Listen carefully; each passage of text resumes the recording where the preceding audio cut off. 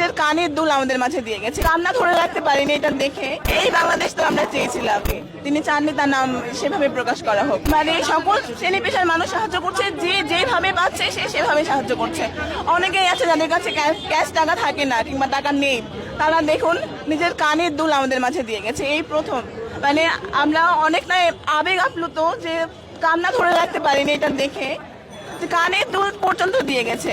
একজন আপু এসেছিলেন, উনি ছবি তুলতে চান না, নিজেকে হাইলাইট করতে চান না, তিনি গোপনেই দিয়ে গেছেন এই কানের দুল। তার কাছে টাকা ছিল না বলে তিনি তার সোনার কানের দুল আমাদের মাঝে দিয়ে চলে গেছেন। এই বাংলাদেশ তো আমরা চেয়েছিলাম। আমরা যেমন বাংলাদেশ চেয়েছিলাম, এখন আর স্বপ্ন নয়, আমাদের বাস্তবে পরিণত হতে চলেছে আমাদের বাংলাদেশ। তিনি বলেছিলেন তিনি দেশের জন্য কিছু দিতে চান। তার কাছে টাকা নেই, তার কাছে যেটুকু আছে এইটুকু তার সম্বল ছিল, তার সম্পূর্ণ সম্বল তিনি আমাদের মাঝে দিয়ে চলে গেছেন। তিনি চাননি তার নাম সেভাবে প্রকাশ করা হোক। ভাই ওনার কাছে, উনি বললেন ওনার কাছে টাকা নেই, ওনার কাছে যা আছে এই কানের দুল আছে। তিনি মানে এই সম্বলটুকুই ছিল, এইটুকুই দিয়ে গেছেন উনি। ব্যাংক, এটা হচ্ছে বাচ্চাদের ব্যাংক, আপনারা দেখতে পাচ্ছেন। এর আগে আমরা অনেকগুলো ব্যাংক নিয়েছি, বাচ্চারা এসে দিয়ে গেছে।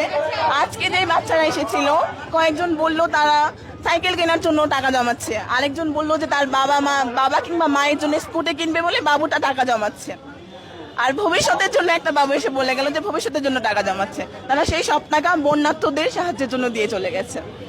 এই যে বসলেন কয়েকদিন ধরে, অভিজ্ঞতা বলতে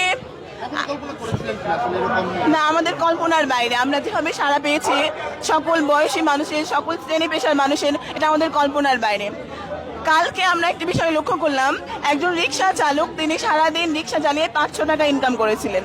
তিনি তার ইনকামের সম্পূর্ণ টাকায় সেই 500 টাকায় আমাদের কাছে সে দিয়ে চলে গেছেন। একজন ভিক্ষুক ভিক্ষা করে টাকা জমিয়ে নিয়ে এসেছে, আমাদের মাঝে দিয়ে গেছে।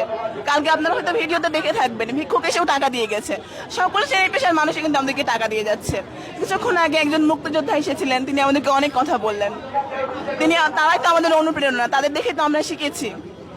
আসলে আমরা খুবই আশাবাদী এই দেশ নিয়ে। এই দেশে পরিবর্তন আসবেই, যেমনটি আমরা স্বপ্নে ভাবতাম, কল্পনা করতাম সে সোনার বাংলার। আমার মনে হচ্ছে এখনই বাস্তবে পরিণত হতে চলেছে। নিজের কানের দুল আমাদের মাঝে দিয়ে গেছে। কান্না ধরে রাখতে পারিনি এটা দেখে। এই বাংলাদেশ তো আমরা চেয়েছিলাম। তিনি চাননি তার নাম সেভাবে প্রকাশ করা হোক। ভাই ওনার